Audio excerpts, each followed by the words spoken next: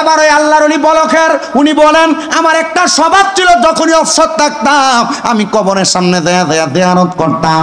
এবার আমি বলক রাজ্য থেকে একদিন গেলাম রোম দেশের মধ্যে।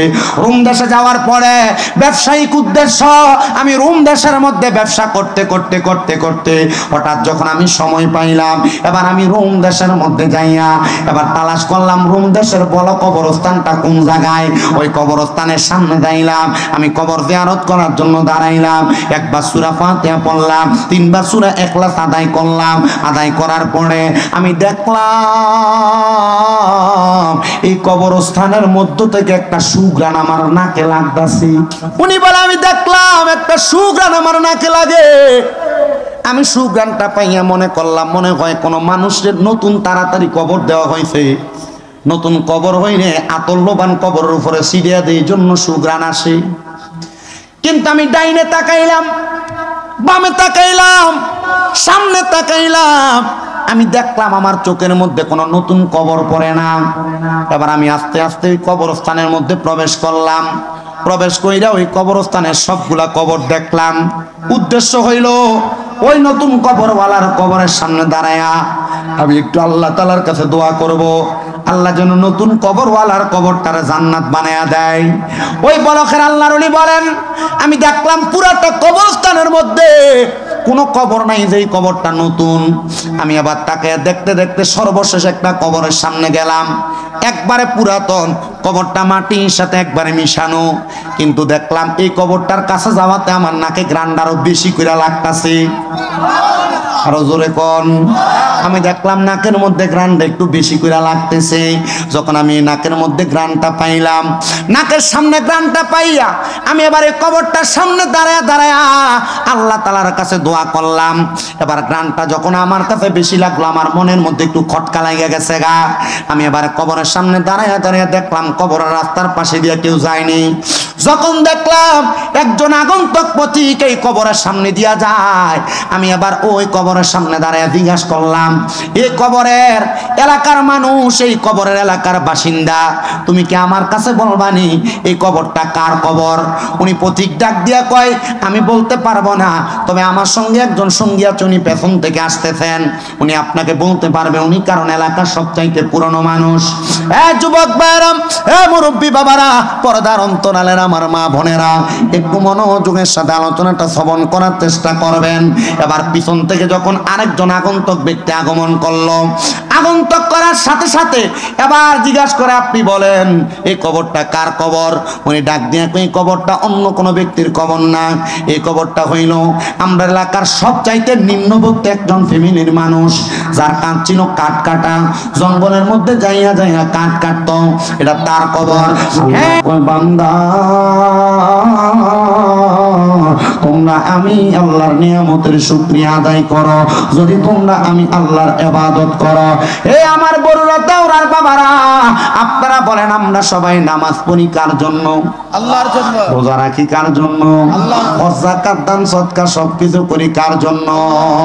ওরে জনম জনম যদি গাহি তোমার মহিমা গাওয়া শেষ হবে নাহি, দয়া করে ঠাই দিও, দয়া করে ঠাই দিও, ওগো দয়াময় তুমি রহমান, তুমি মেহেরবান, বলেন তুমি রহমান, তুমি মেহেরবান, অন্ধকারে না শুধু তোমারই গুণগান, বলেও ভুলে না তব শান, তুমি রহমান, তুমি মেহেরবান। কখনো তোমাকে যদি বলি হেদায়াতের আলো দিয়ে নিও কাছে তুলি, দয়া কর মায়া কর, বলেন দয়া কর মায়া কর, ওগো রহমান, তুমি রহমান, তুমি মেহেরবান। একটা জবানও বন্ধ রাখবেন না। আপনারা বলেন আমাদেরকে জবান যিনি দিছে তিনার নাম কি? ওই আল্লাহর ডান হাত তুলে একবার জোরে ডাকবেন আল্লাহ। মুহাব্বত নিয়ে ডাক দেন আল্লাহ, দুইটা হাত তুলে পড়েন না ইয়া রাসূলুল্লাহ, এবার উচ্চ কণ্ঠে জোরে পড়েন ইয়া ওলি আল্লাহ। আমার তরিকতপন্থী ভাই বাবারা, বন্ধুরা গো, ও মুমিন মুসলমানের দলেরা, এবার একটু মনোযোগ নিয়ে বসবেন। মাহফিলের পোস্টারের মধ্যে সুন্দর একটা সাবজেক্ট নির্ধারণ করে দেওয়া হয়েছে। আমাকে সাবজেক্ট দিয়েছে পবিত্র ঈদে মিলাদুন নবী এবং শানে রিসালাত। এই দুইটা বিষয়ের সামঞ্জস্যপূর্ণ কইরা আমি আপনাদেরকে আল্লাহর নবীর একটু সম্মানের বয়ানটা শোনাইতে চাই। আপনারা যারা বসতেন মনোযোগের সাথে শুনবেন। এবার আপনারা বলেন বাবারা, আল্লাহ যে বললেন ওয়াশকুরু নি'মাতাল্লাহি আলাইহিম ইন কুনতুম ইয়াহু তা'বুদুন, বান্দা তোমরা আমি আল্লাহর নিয়ামতের শুকরিয়া আদায় করো যদি তোমরা আমি আল্লাহর ইবাদত করো। আল্লাহ তাআলার ইবাদত হইল নামাজ পড়া, আল্লাহ তাআলার ইবাদত হইল রোজা রাখা, আল্লাহ তাআলার ইবাদত হইল দান সদকা করা, আল্লাহ তাআলার ইবাদত হইল মা বোনেরা পর্দা করা, আল্লাহ তাআলার ইবাদত হইল পুরুষ মানুষ সুন্দরভাবে চলাফেরা করা। ও মুসলমান, আল্লাহ তাআলার ইবাদত হইল আল্লাহর কোরআন বেশি বেশি তেলাওয়াত করা। কিন্তু আমাদের সমাজের মধ্যে এখানে আপনারা যারা আছেন এই জায়গার মধ্যে যে বয়স্ক মানুষ আছেন, আপনাদেরকে যদি প্রশ্ন করা হয়, আমার মনে হয় না এখানে 10, 15, 20, 25 জন মুরব্বী বাবা পাওয়া যাবে যারা আল্লাহর কোরআনটাকে সহি করে পড়তে পারে। ও বাবা, আপনি কেন আল্লাহ তাআলার কোরআনটাকে সহিভাবে সুন্দরভাবে পড়তে পারেন না? উনি বলবে হুজুর, সংসারের জ্বালাই কইরা ইনকাম করতে যায়, রুজি রোজগার করতে যাইয়া আমি ভালো করে আল্লাহর কোরআনটা পড়তে পারি নাই, শিখতে পারি নাই। না রে যুবক ভাইরা, না, দুনিয়ার কর্মব্যস্ততা একদিকে রাখো আর আল্লাহর কোরআন তেলাওয়াত করাটা একদিকে রাখো। দেখবা আল্লাহর কোরআন যদি তুমি তেলাওয়াত করতে পারো, আল্লাহর কোরআনের সাথে সম্পর্কটারে মধুর বানাইতে পারো, আমার আল্লাহ তাআলা তুমি বান্দার জীবনটারে নরক থেকে বেহেশতের মতো বানাইয়া দিবে। কিন্তু না, আমরা সমাজের যুবকেরা, আমরা সমাজের বয়স্ক মুরব্বীরা, এরা কোরআন তেলাওয়াত করতেও চায় না, আবার পড়ার জন্য, পড়া শিখার জন্য আগ্রহ দেখায় না। কেন রে যুবক, একবার কি চিন্তা করছো তোমার মতো কত যুবক ভাইয়ের অন্ধকার কবরের বাসিন্দা, তোমার মতো কত বয়স্ক বাবার অন্ধকার কবরের বাসিন্দা। মদিনা শরীফ থেকে একটু পাশে একটা মসজিদ আছে, যেই মসজিদের নাম হলো কুবা মসজিদ। ওই কুবা মসজিদের মধ্যে 2 রাকাত নামাজ আদায় করলে আমার আল্লাহ তাআলা আমল নামার মধ্যে একটা উমরা হজের সওয়াব দেয়। আমি অল্প কিছুদিন আগে হজ করে যখন আসবো, ওই কুবা মসজিদের মধ্যে নামাজ আদায় করার জন্য গেলাম। পবিত্র যোহরের নামাজ আদায় করে আমি 2 রাকাত নফল নামাজ আদায় করছি। ওই নফল নামাজ আদায় করার পরে আমি দেখলাম কুবা মসজিদের সামনে একটা যুবক ছেলে, যার বাড়ি আমাদের কুমিল্লা এলাকার মধ্যে। ওই যুবক ছেলেটা আল্লাহর কোরআন শরীফটার বুকের মধ্যে জড়ায়া দুইরা কাঁদতাছে। আমি তার সামনে যাইয়া জিগাইলাম, কিরে ভাই, কেন তুমি এমন ভাবে কান্দ? ওই ছেলে কয়, হুজুর আপনি বাঙালি, আমি আপনাকে মসজিদে ঢুকতে আগে ফলো করছি। ও হুজুর গো, আমি মসজিদের মধ্যে বৈশা বৈশা কেন কান্দি জানেননি? আমি সৌদি আরবের রিয়াদ থেকে আসছি এখানে মদিনায় জিয়ারত করার জন্য। মক্কায় হজ করে মদিনায় যখন আসলাম, কুবা মসজিদের মধ্যে নামাজ পড়ে কোরআনটা বুকে নিয়ে কান্দি। ছোটবেলায় আমার মা, আমার আব্বা জান আমার মক্তবে পাঠাইছে, গায়ের মধ্যে আঘাত কইরা সোলার মুঠা লইয়া পর্যন্ত আমার দৌড়াইছে। হুজুর আমি আল্লাহর কোরআনটা তখন শিখি নাই, আমার মা বাবা আমারে কাজকর্ম দিয়া দিছে। এখন আমার বয়স 19 থেকে 20 বছর বয়স, পাসপোর্টের মেয়াদ বাড়ায় আমারে পাঠাইছে, আমার বয়সটা বাড়ায়া আমারে পাঠাইছে সৌদি আরবে কাজ করবার লাগা। হুজুর গো, এই সৌদি আরবে আসার পরে আমি দেখছি কত মানুষ কত জায়গায় কাজকর্ম করে, কিন্তু অবসর হইলে 2-3 দিন ছুটি পাইলে তারা মক্কা মদিনা চলে আসে। হুজুর মক্কা মদিনা আসি কথা সত্য, মক্কা মদিনা আইসা তো আমি কোনো কিছু পড়তামই পারি না।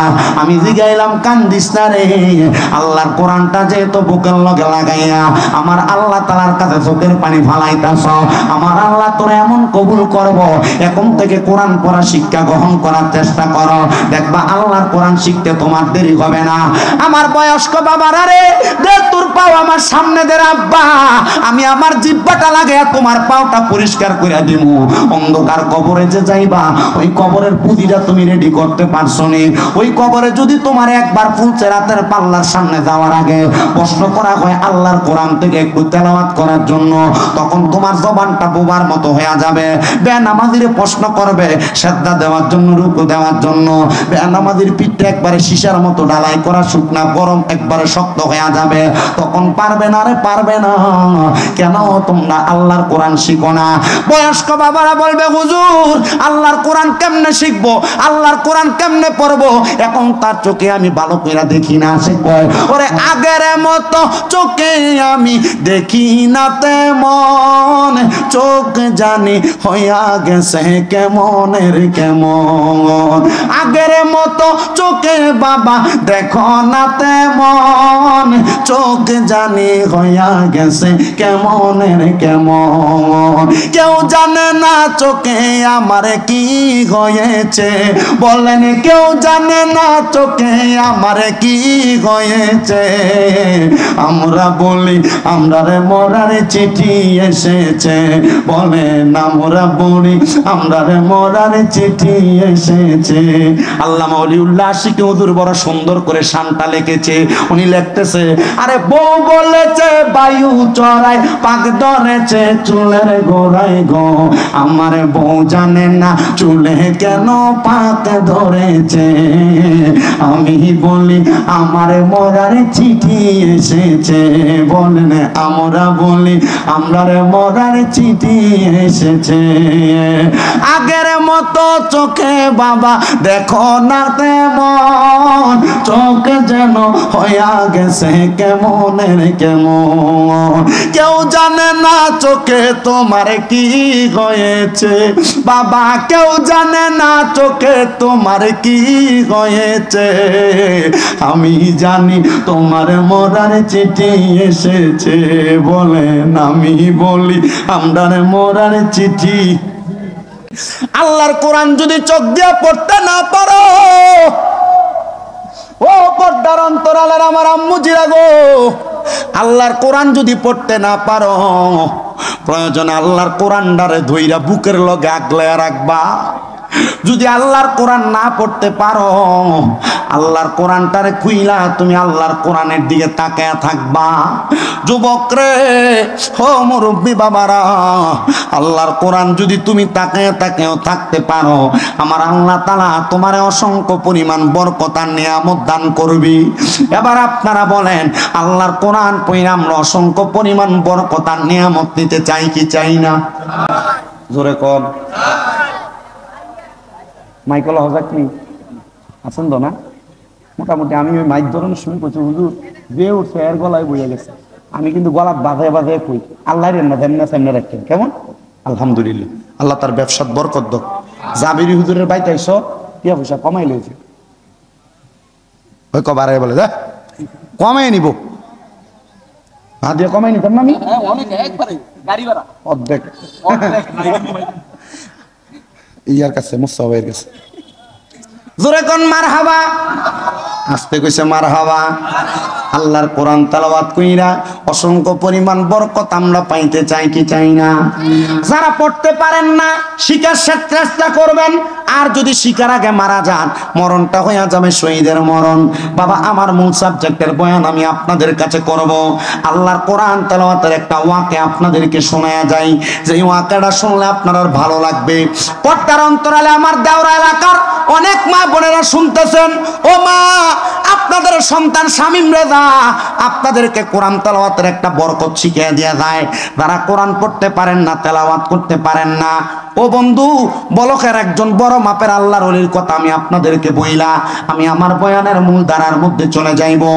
বলকের ওই আল্লাহর ওলি বলেন, আমি সব সময় আমার একটা অভ্যাস, যখন আমি অবসর থাকি মাঝে মাঝে আমি আল্লাহ তাআলার বান্দা যারা মারা যায় তাদের কবরের সামনে দিয়ে আমি তাদের কবর জিয়ারত করি। স্বভাবটা কি ভালো না খারাপ? জোরে কোন ভালো না খারাপ? আল্লাহর নবী শিখিয়ে দেয়, উম্মত তোমরা বেশি বেশি করে কবর জিয়ারত করো। কেন গো? আল্লাহর নবী কয় উম্মত বেশি বেশি কবর জিয়ারত করলে এই কবর জিয়ারত তোমাদেরকে মৃত্যুর কথা স্মরণ করে দেয়। আর যদি কোনো মানুষ দৈনিক 20 বার মরার কথা স্মরণ করে, কয়বার? জোরে কন। ফলান মানুষ তোমরা একটু জোরে যদি কও তাহলে তো আমার ওয়াজটা একটু বালা করে করন যা। এরকম মহাব্বতে কোন কয়বার? 20 বার মরণের কথা স্মরণ করো। আমি নবী ঘোষণা করলাম ওই 20 বার মরণের কথা স্মরণ করার কারণে আমার আল্লাহ তাআলার ওই বান্দা যদি ওই দিন মারা যায় তাহলে তার মরণটা শহীদের কাতারে উঠা যায়। সুবহানাল্লাহ। না আমরা কিপটামি করে সুবহানাল্লাহ কোন। এই দেওরা গ্রামে দ্বিতীয়বার আমি আসছি। আরেকবার কি মার্কেট না এটা কি তা না দাদাভাই মার্কেট।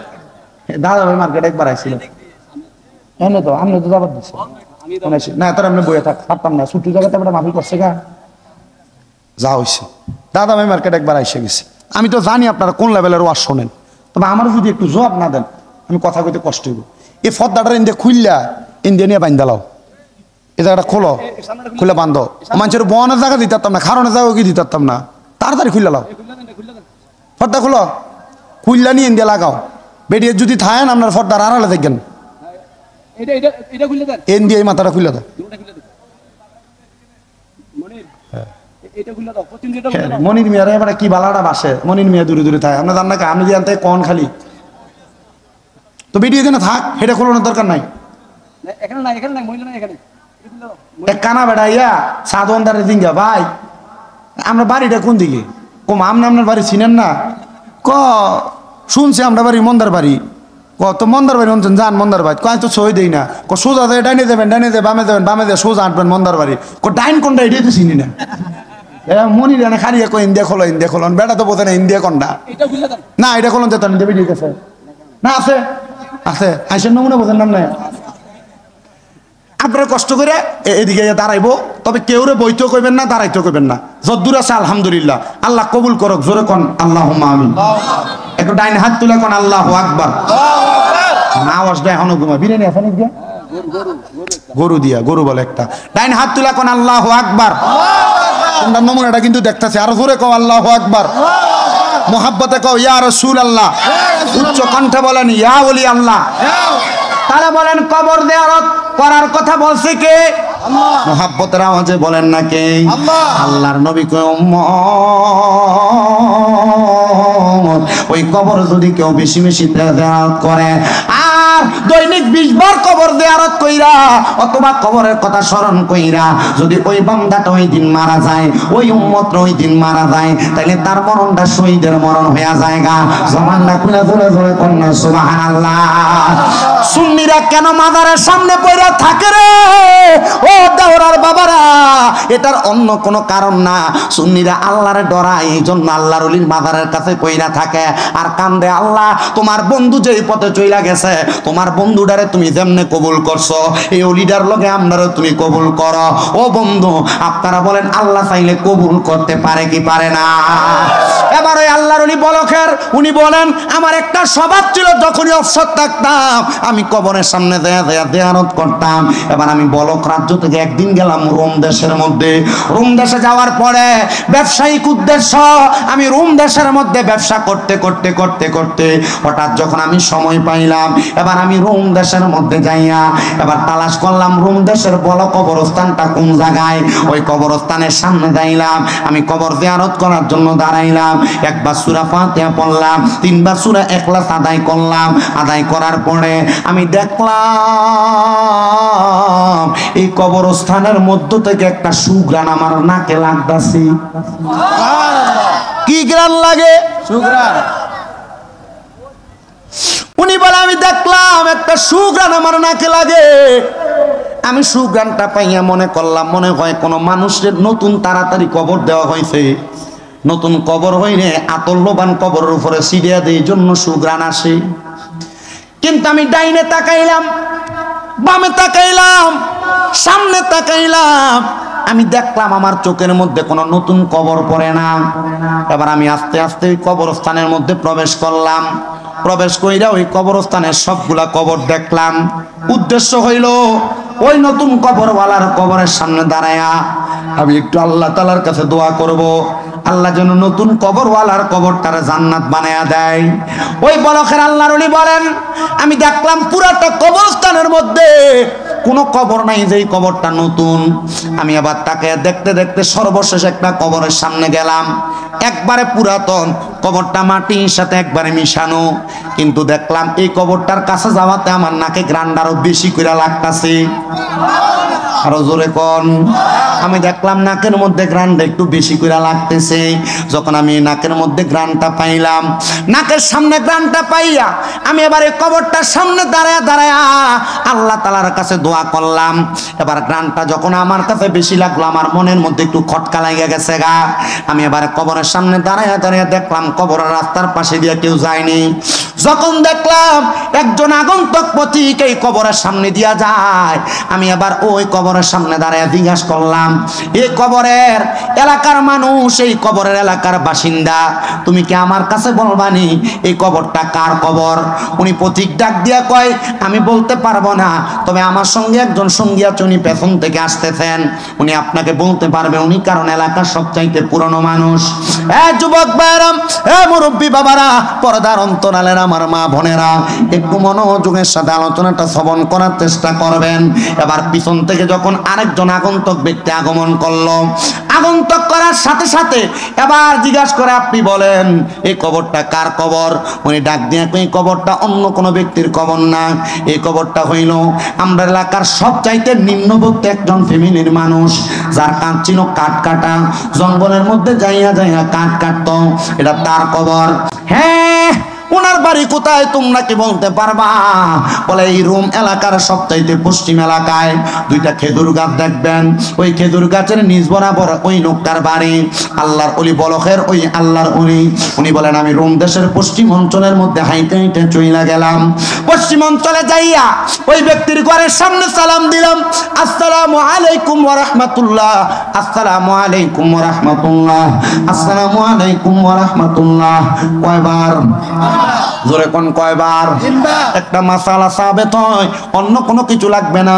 মাদ্রাসার ক্লাস 9 10 এর হাদিসের কিতাবের মধ্যে বাবু সালামতের মধ্যে লেখে, কোন মানুষের ঘরের মধ্যে প্রবেশ করার আগে একটা মানুষ সর্বনিম্ন 3 বার সালাম দিবে। 3 বার সালাম দেওয়ার পর যদি ঘরের থেকে জবাব না আসে, তাই নয় ঘরে ঢুকবে না। আর আমরা সমাজের মানুষ সালাম দিব দূরের কথা, একটা মানুষের ঘরের দরজার সামনে যাইয়া সালামের আগে কই গো ঘর আছেন নি কইয়া ঢুইকা জায়গা। কিন্তু আল্লাহ নবী শিখায়া দেয়, এ মুসলমান, মা বাবার ঘরের মধ্যে যদি ঢুকো, আম্মা আব্বার ঘরের মধ্যে সালাম দিয়া ঢুকবা। যদি সালাম দিয়া ঢুকো, আল্লাহ তাআলা অসংখ্য বরকত দান করবে, আর তোমার প্রবেশের মাধ্যমে তোমার আমল নামায় অসংখ্য নেক দান করবে। বলে হুজুর, ঘরের মধ্যে যদি কেউ না থাকে, জবাব যদি না দেয়, লাভটা কি হবে? আরে মুসলমান, ঘরে যদি কেউ না থাকে, রহমতের ফেরেশতারা একজন মানুষের পক্ষ থেকে সালামের জবাব দিয়া দেয়। আর ঘরের মধ্যে যদি অনেক দিন কেউ না থাকে, ওই ঘরে যদি কেউ সালাম দিয়ে ঢুকে অথবা আযান দিয়ে প্রবেশ করে, আমার আল্লাহ তাআলার ওই ঘরটা, বান্দার ঘরটার মধ্যে যদি কোনো অশুভ শয়তান থাকে, সালাম দেওয়ার কারণে ওই ঘর থেকে শয়তান বিতাড়িত হয়ে যায়। জবানটা খুলে জোরে জোরে কোন আল্লাহু আকবার। আল্লাহর ওলি ডাক দিয়ে বলেন, আমি সালাম দিলাম 3 বার, কিন্তু কোনো জবাব নাই। কি নাই? জবাব দেওয়া লাগবে নি, ওয়াজিব ওয়াজিব। আর আমরা এলাকার অনেক পয়সাওয়ালা, নতুন টাকা হইছে, কোনো ভাই ভাতিজা যদি সালাম দেয় আসসালামু আলাইকুম,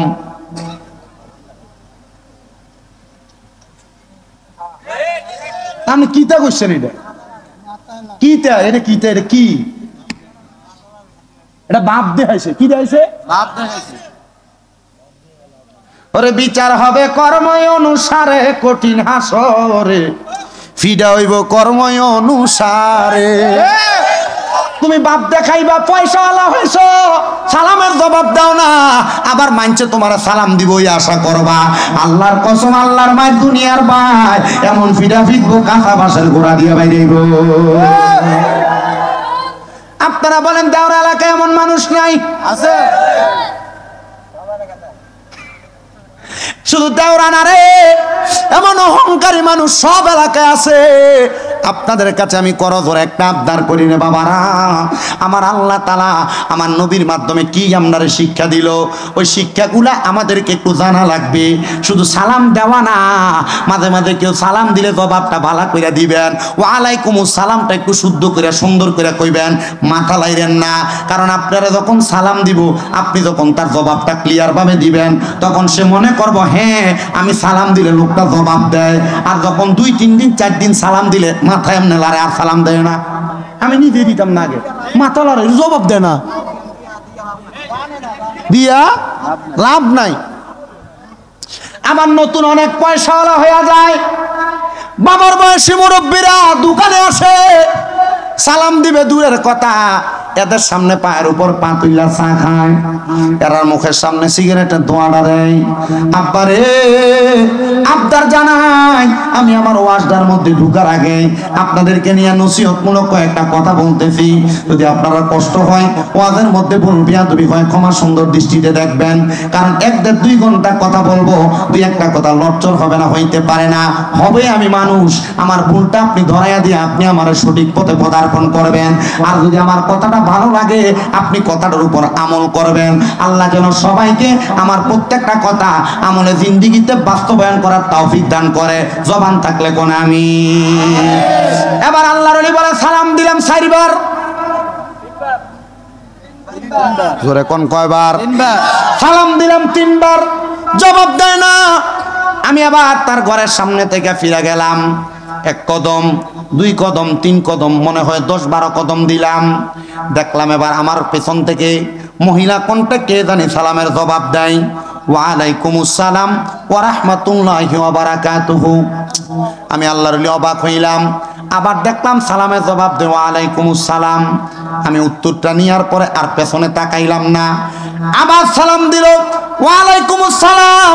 আমি আর পেছনে তাকাইলাম না। ওই মহিলা পেছন থেকে এবার আমারে কই, হুজুর আমি জানি আপনি রাগান্বিত হয়ে গেছেন, ও আল্লাহর ওলি 3 বার সালাম দিছেন, জবাব কেন দিলাম না? এজন্য আপনি আমার সালামের জবাব পাওয়ার পর আর দাঁড়াচ্ছেন না। হুজুর গো, আপনি যখন আমারে সালাম দিছেন আমি নামাজরত অবস্থায় ছিলাম, আপনার নামাজ সালামের জবাবটা দিতে পারি নাই। হুজুর কয়, বালা মহিলারা তুই এবার ধরা। হুজুর ডাক দিয়া কয়, হে মা, ঠিক আছে, আপনি নামাজরত অবস্থায় ছিলেন, আমি আপনার ঘরের দরজায় এমনি এমনি আসি নাই। আমি আপনার ঘরের দরজার মধ্যে আসার কারণ হইল একটা, মা এই ঘরটা কি ওই কাঠুরিয়ার ঘর যে কাঠুরিয়াটা মারা গেছে? মহিলা কয়, হ্যাঁ হুজুর, ওই কাঠুরিয়ার ঘর যে কাঠুরিয়াটা মারা গেছে, আমি ওনার একজন স্ত্রী।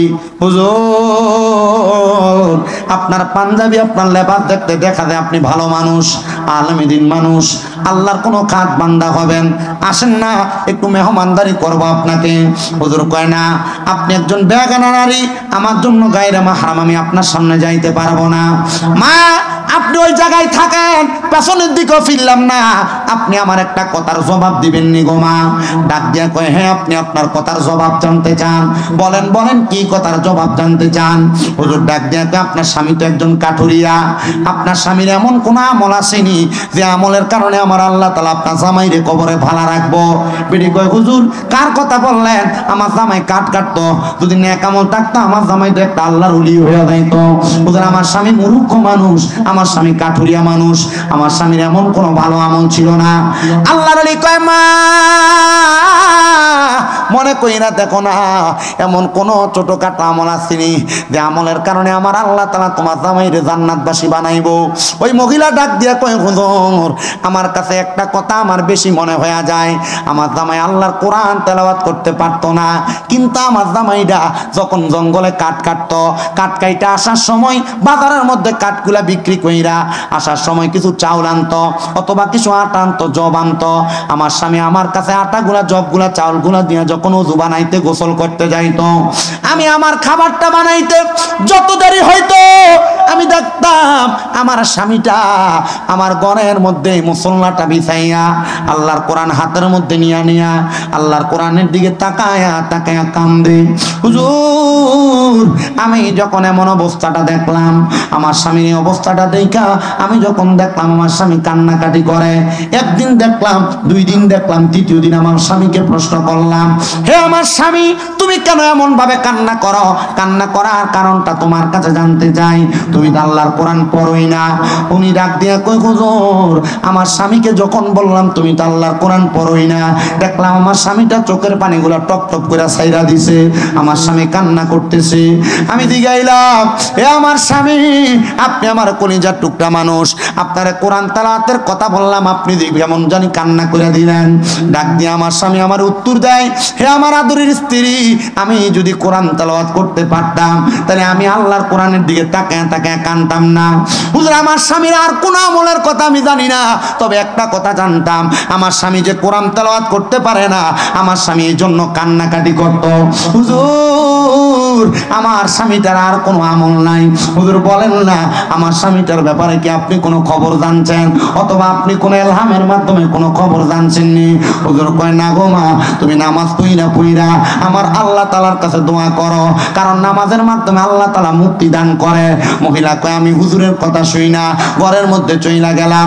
হুজুর কয় আমি আবার ওই মহিলার ঘরের সামনে আমার ঘাট থেকে একটা রুমাল খুললা, আমি রুমালটা বিছাইয়া 2 রাকাত নামাজের জন্য নিয়ত বাঁধলাম। ওই নামাজের নাম হইল সলাতুল হাজতের নামাজ। একটা জবানও বন্ধ নাই, জবানটা খুলা কোন নামাজটার নাম কি নামাজ? সলাতুল হাজত। চিন্তা করছেন? অনেকে চিন্তা করে হুজুর হাজতের নামাজের তো নামই শুনছি না, ফজর পড়ি না, দুহর পড়ি না, আসর পড়ি না, মাগরিব পড়ি না, এশার পড়ি না। হুজুর আবার সলাতুল হাজতের নামাজ আইলো কই থেকে? ও বন্ধু, এই 5 ওয়াক্ত নামাজ ছাড়া আরো অনেক নামাজ আছে। সলাতুল তাহাজ্জুদের নামাজ, সলাতুল ইস্তেসকার নামাজ, সলাতুল হাজতের নামাজ, আওয়াবিনের নামাজ, এশরাকের নামাজ, চাষতের নামাজ, এমন অনেক নফল নফল নামাজ আছে। বন্ধুরে এই নামাজগুলা পড়বেন তো দূরের কথা, আপনি তো 5 ওয়াক্ত নামাজই পড়েন না। আপনি কি জানেন না এই নামাজের মাধ্যমে আপনি মুক্তি পাইতে পারেন? আমার ওয়াজটা আমি শেষ কইরা আলোচনার ধারাবাহিকতা রক্ষা করার চেষ্টা করি।